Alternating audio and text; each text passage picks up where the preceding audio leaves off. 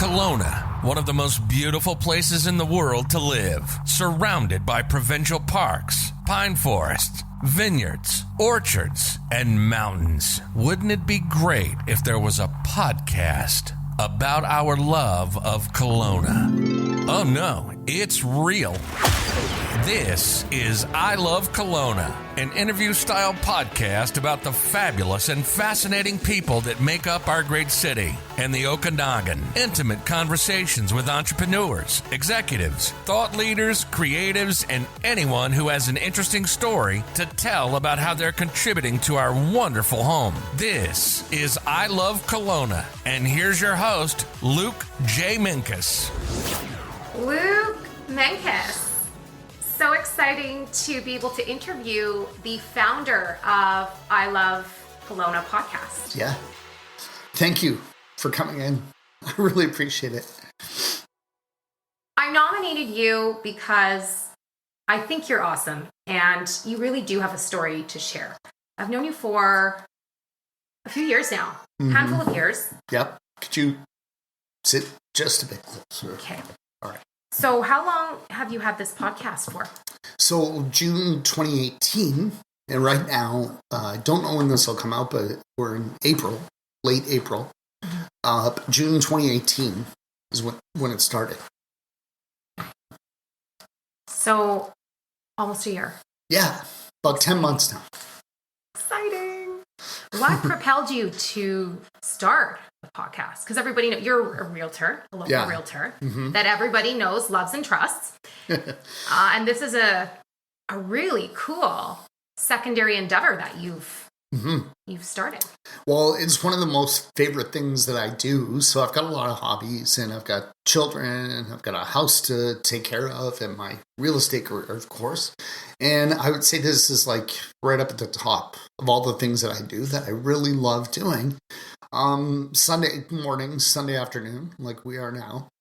And I used to have a podcast back in 2006.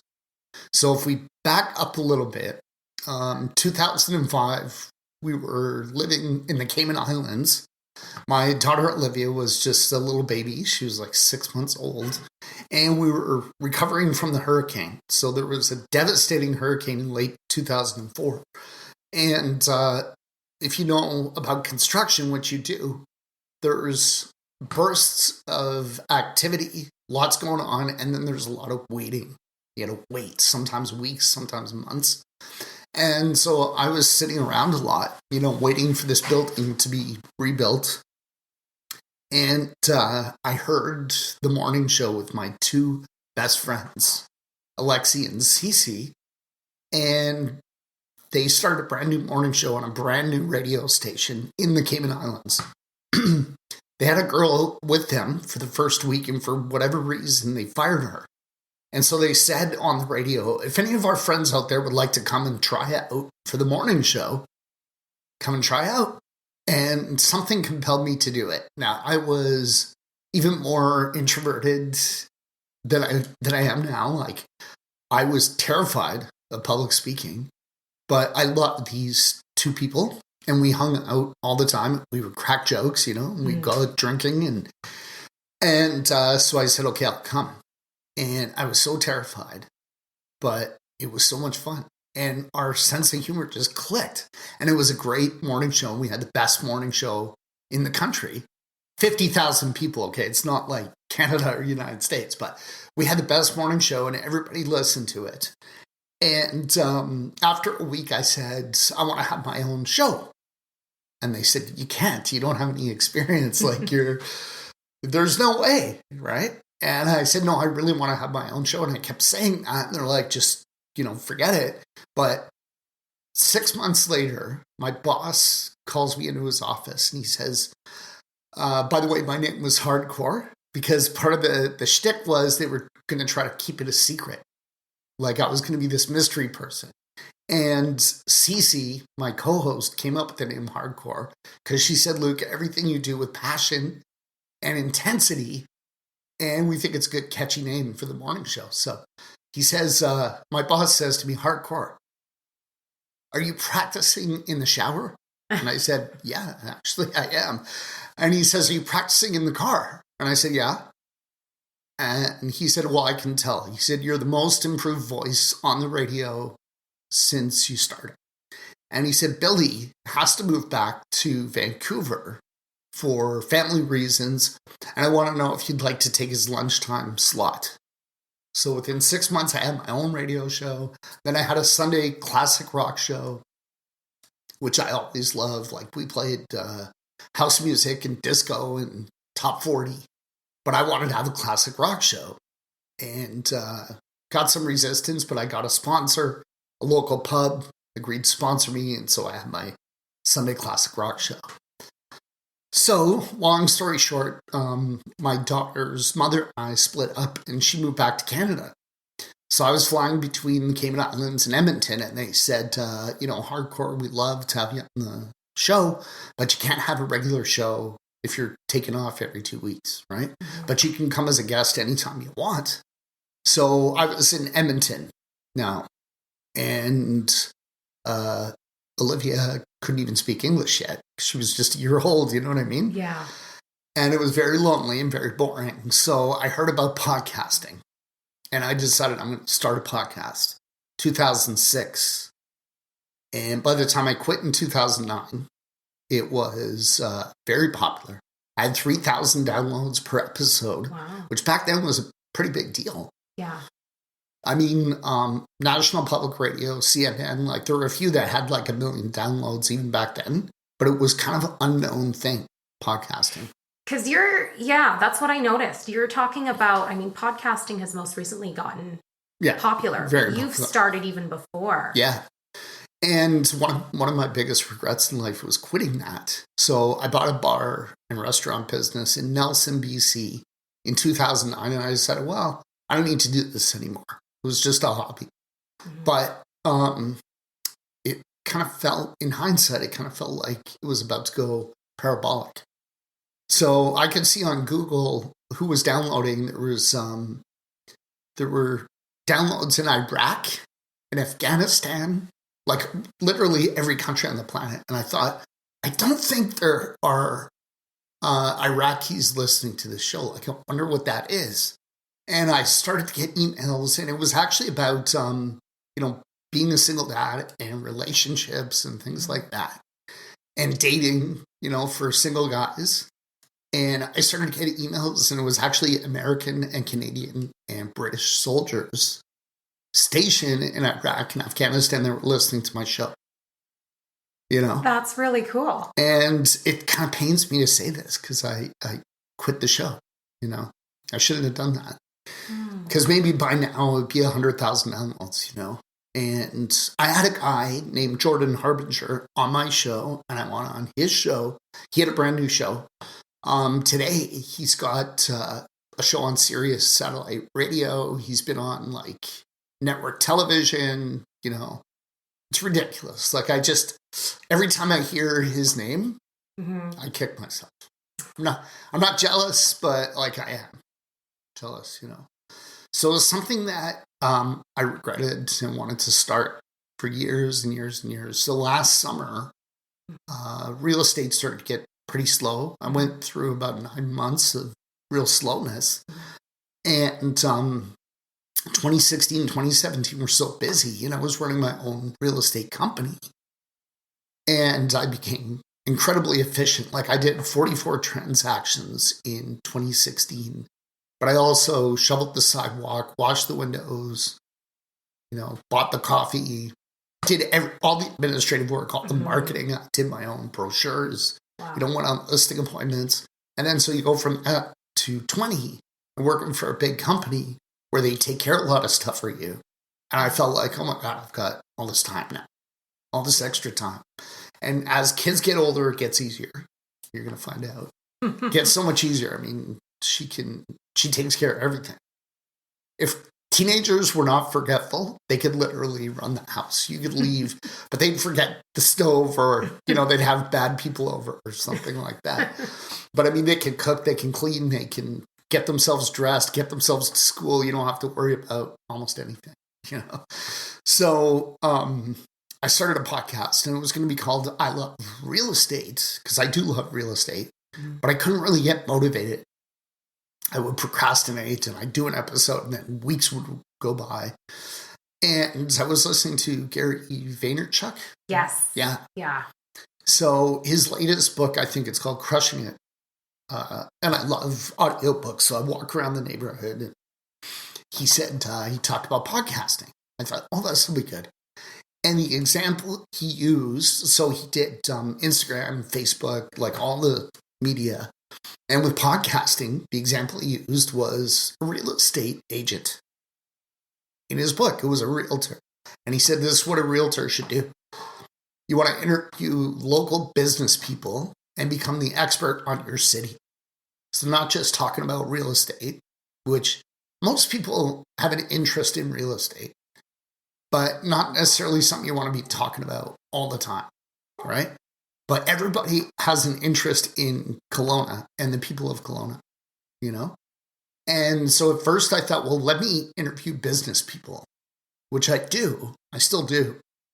But to me, the personal story was what became interesting. So sometimes we'll talk about business, you know, and I always want to learn for myself. So I was talking to a venture capitalist, for example, and I was, how do you raise $2 million? How do you do that? You know, I want to know. So I'm asking for selfish reasons, the questions, but also what I think will be interesting to other people. So we do talk about business, but it's really like a personal interest show. And I just love it. I mean, I look forward to it every Sunday. Just getting to sit down with people like you. You have quite a bit of variety too, which is great. Yeah, a ton of variety. I mean, every show is different. Caters to everybody in Kelowna. Yeah. Anybody in Kelowna can at least find at least a few episodes that they can resonate with.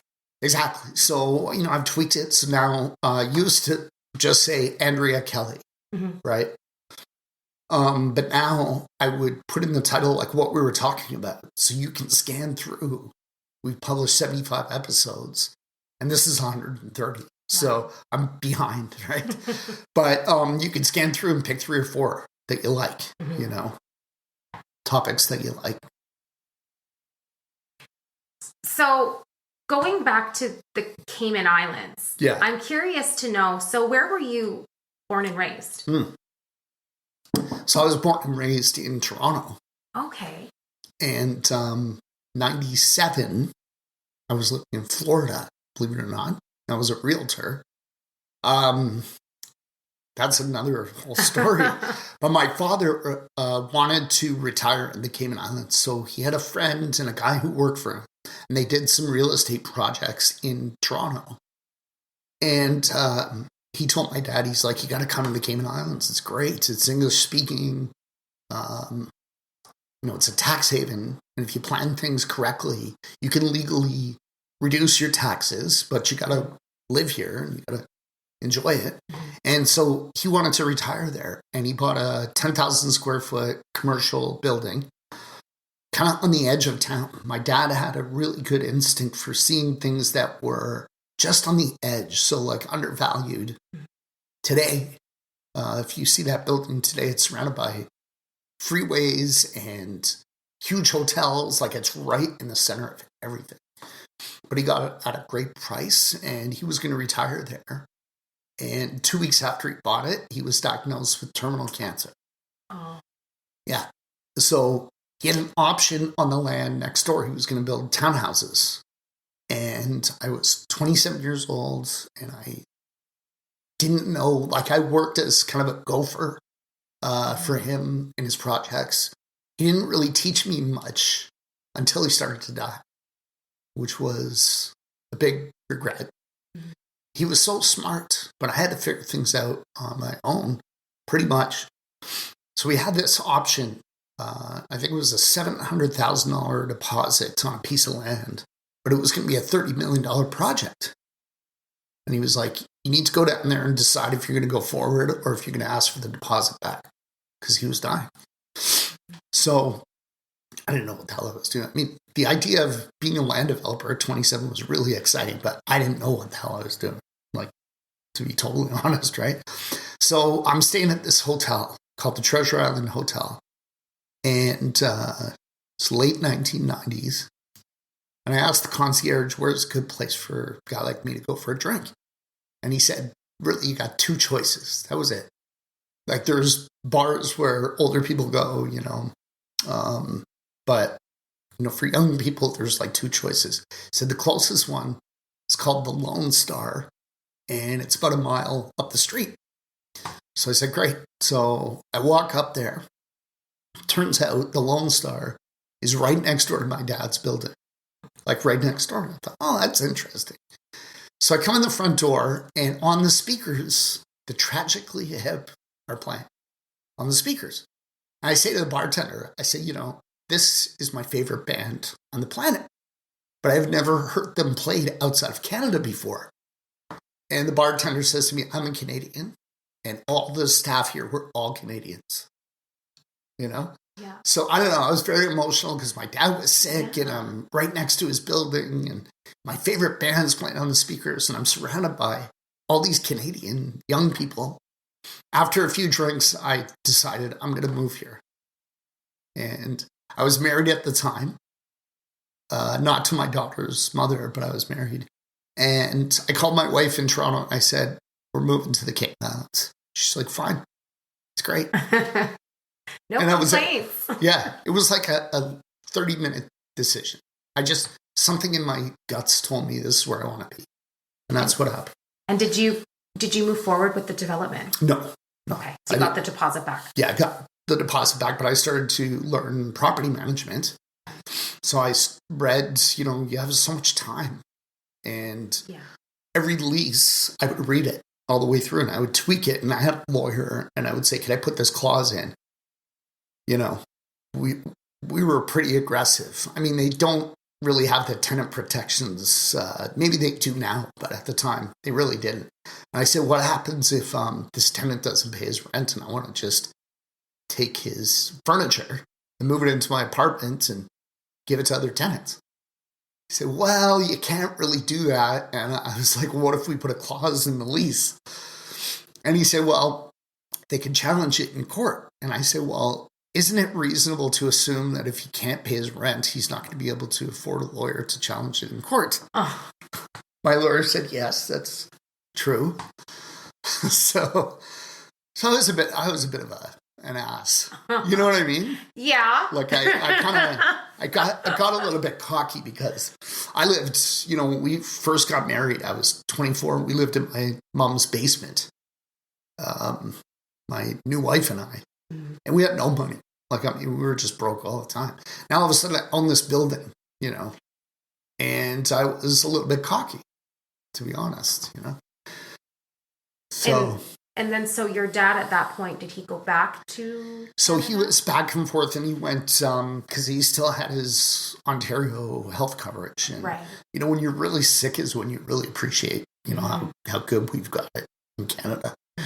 So in the Cayman Islands, you got to have private insurance, but he had cancer, so he wasn't, you know, so he went to Toronto and was in the hospital. And so it was June 98 when he passed away.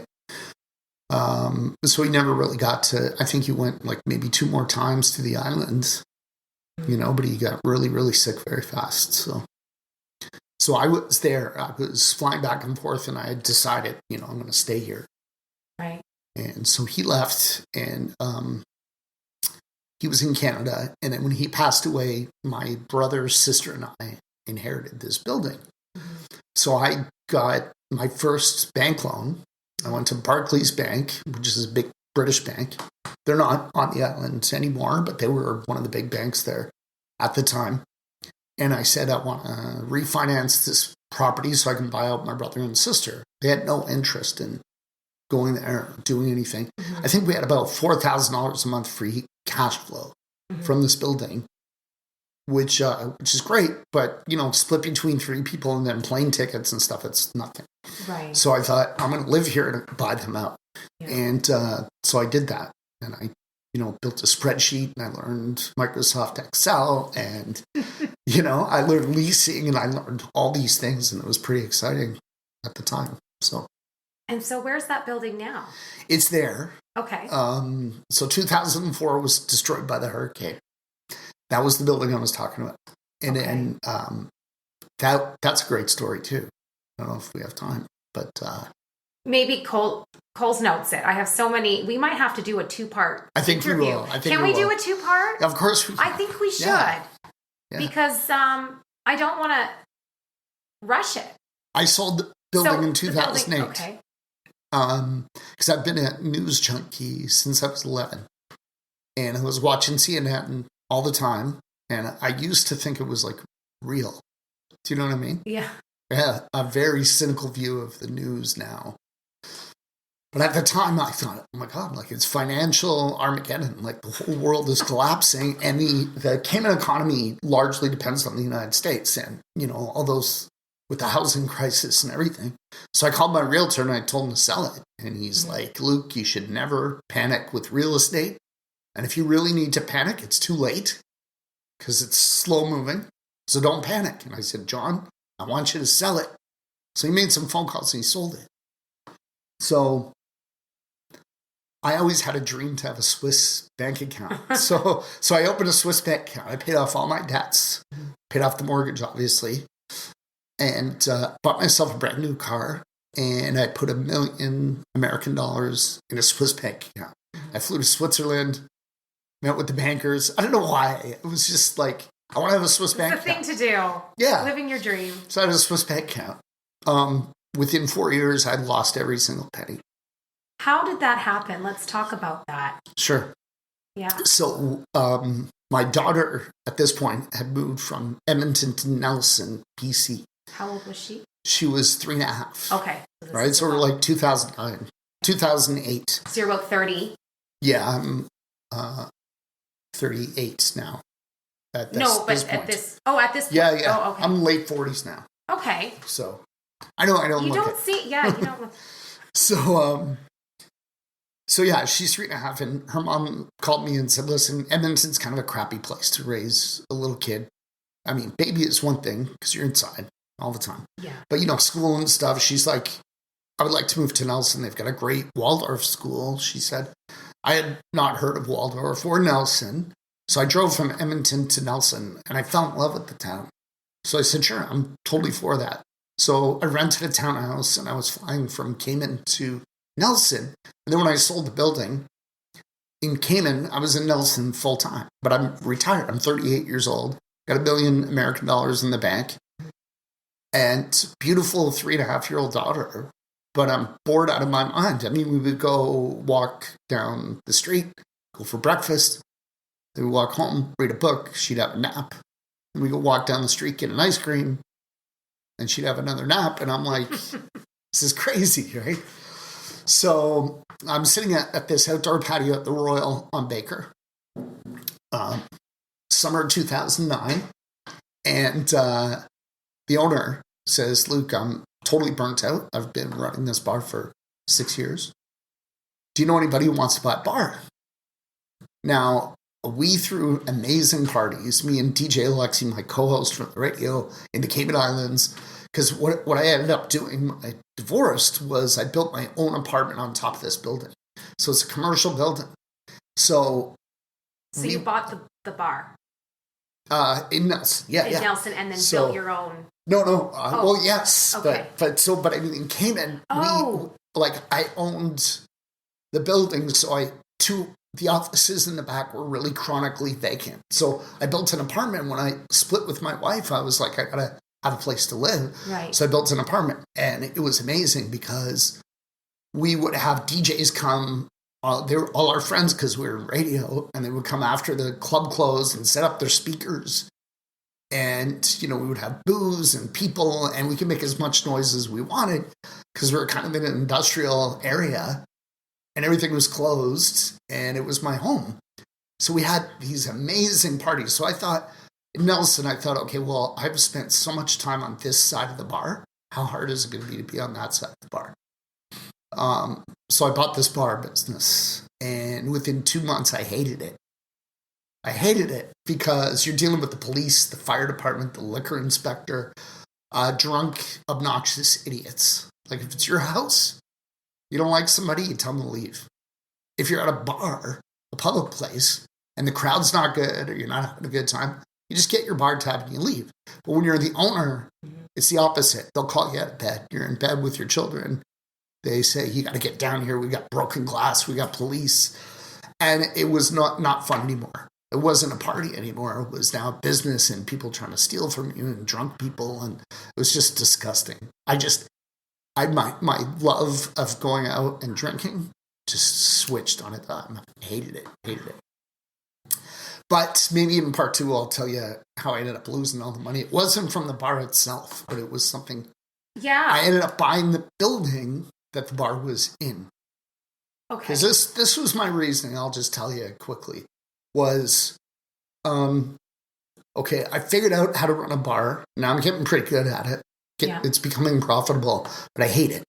One thing I always enjoyed, I was really good at, was being a building owner, a landlord, a property manager. Mm-hmm. So how about I buy the building and then I could find a tenant to run this bar and I can come for a drink whenever I want and I don't have to worry about all this crap, cleaning and cleaning supplies. Sounds good. And, when you say it that way, that sounds right. It makes total sense. It does. So I had this in the back of my head, and the landlord comes to me one day and he says, "You know what, Luke? You're paying me $6,000 a month in rent. You could own this building for the same amount." Were you breaking even? Just curious, but were you? I was starting to become profitable, actually. Nice. But it was hard because I don't want to be around people drinking if I'm not drinking. Right. You know what I mean? Yeah. Like I drink way less now than I used to, but I used to drink quite a bit. Mm-hmm. And it's like it was impossible. There was so much theft. Like I learned how bartenders steal money is they don't take cash out of the till because you catch it. What they do is their buddy comes and orders a drink. They give him a $10 bill. And when you're not looking, they throw the $10 bill in the tip jar and they, quote, forget to ring the drink in. So that's how they steal the money because you're like, okay, we sold 10 drinks. We've got $80 in the till. Everything's good. What's happening is booze is going out and the money is going in their pocket and not into the till. They're putting it into the tip jar. And it's impossible unless you're going to count every day, do inventory every single day, not drink at all. It's impossible because you turn around, shake someone's hand, and it happens. You go to the bathroom, and it happens. So you got to count, you got to monitor, you got to be a policeman 24/7. And some of the biggest alcoholics in the world are bartenders because they want to be around it. Mm-hmm. And there are some beautiful people, like don't get me wrong, not everybody, but it was just so mind-numbing to try to monitor this 7 days a week, 365 days a year. You just get sick of it. I did. So he says, listen, you could own this building for what you're paying me in rent, but I need $250,000 down payment, and I'll take the mortgage. I thought, And he's like, but I'm going to sell it to you for $1.1 million. It's really worth 1.4, but I have a huge Revenue Canada, CRA issue coming up, and I got to get this deal done in 2.5 weeks. Otherwise, the price is going to go up. I'm going to have to list it with a realtor. I mean, all of this sounds so fishy in hindsight. Yeah. And it wasn't like that quick. It was like conversations over weeks and stuff. Right. So he's like, you're not going to have time to do an inspection, but I'll give you a disclosure statement and I can assure you everything is great. Well, this was a 20,000 square foot building, so double the size of what I had in Cayman, but made out of wood instead of concrete. And I never saw the fire inspector or fire chief in the Cayman Islands. I don't even know. It was probably like a part-time job. Mm-hmm. He was probably like a golf pro or a scuba instructor, and he just had a cell phone in case there was some random fire, because everything was concrete and steel. Yeah. I saw the fire chief in Nelson like every single day, and he was like threatening me, not because he was trying to be a jerk, but he said, if one of your people that live in this building flicked a cigarette butt into the stairwell, he said, you would lose the building. We'd lose the entire block because all the buildings are connected on the main street. They're all built out of wood. They're all historic, 150 years old, beautiful, giant wood frame buildings. He's like, we could lose the entire block. He's like, so I have to stay on you. And he's like, unfortunately, you have a bar and there's people drinking and people smoking. Yeah. And then it was like low-income housing on the second floor. And a squash club in the back that had roof leaks and plumbing and mold. And so you were going to buy the whole building? I did. Yeah. Oh, you did buy the whole building? Yeah. And it was a total money pit. It was a total money pit. So I lost every dime I had. Did it have 2 commercial with the squash, the bar, and then residential? The ground floor was the bar. Okay. The entire ground floor was the bar. And that's all I really knew. Yeah. I spent my life in that bar. And we had the basement, which was a fire hazard too, but we controlled it because you could only get to the basement from the bar. And the bar, I spent about $200,000 renovating the bar and putting a beautiful sound system in because that was always my dream to have the best sound system. We actually won an award, BC Living Magazine, for the best live music venue in the province. That's awesome. Yeah. 2012, I think it was. Yeah. And it sounded so great. Like, I was one of the first people to figure out how to get wireless off your phone. So 2010, I'd put a table right in the middle of the dance floor and all the beautiful speakers, and I would play my favorite music off my phone and just sit there with a glass of whiskey and think, I own this place. It's amazing. And it was fun. But the building was a total money pit. So I spent a couple $100,000 renovating the bar, which was fine. But I started to renovate the building after I bought it, and it was a total money pit. And at one point, the fire chief said, you've got to go into all these crawl spaces and put sprinkler systems. And I said, why? He said, well, it needs it. And because you started renovations, now the grandfather clauses don't apply anymore. You've got to upgrade it to standard. And that was like $60,000. And, before I knew it, I was behind on the mortgage. The previous owner said, don't worry about it. I know this building's got a lot of problems. I really appreciate your upgrading it. You'll catch up. And I was about to get it refinanced where I could pay him off and finish the renovations. And a week before that deal was supposed to close, he served me with foreclosure papers. And so I countersued and I said it was fraud. This building was not nearly as good as you said. We went to trial, and the judge said, you didn't make any complaints in writing until he sued you for foreclosure. So looking on balance, it seems like you countersued to prevent the foreclosure. Because if you were having all these issues with the building and the disclosure statement, and you're alleging fraud, you're not supposed to wait until he sues you first. Right? And I lost.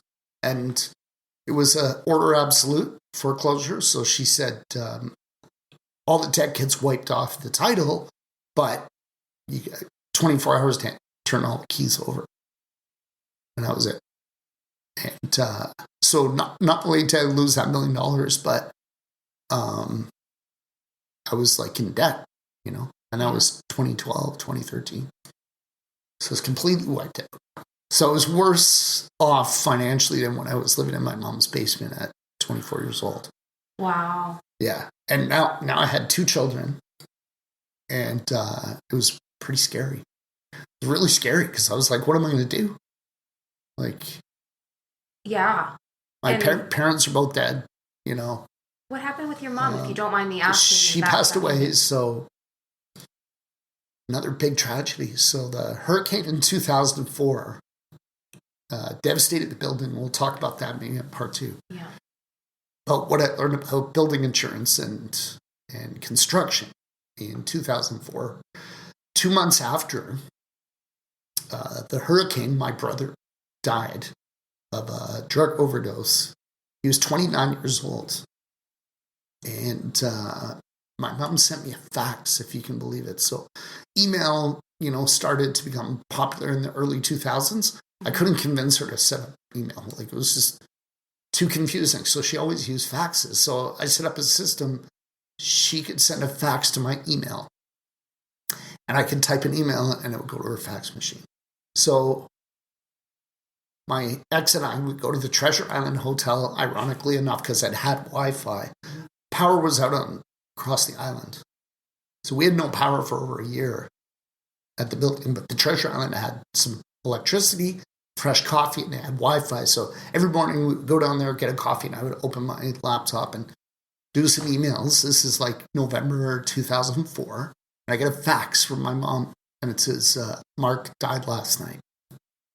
She found him in his bed in her house, dead. So that was like the worst thing that ever happened to me. You know. Were you close with your brother? Yeah. Yeah, he was 6 years younger. Okay. So we didn't live together a lot of the time, but we were, really close. He was like one of my best friends. So that was just devastating. Just devastating. And did you know that there was some substance abuse issues? Yeah. Okay. Oh, yeah. We used to party together, but he would go beyond. Right. Like everybody kind of knew, like, okay, I got to work tomorrow, so I'm going to slow down and start drinking some water, And he actually went into rehab in an IMO. I think it was 2003, I can't remember. But he quit drinking for about 6 months. And he fell off the wagon.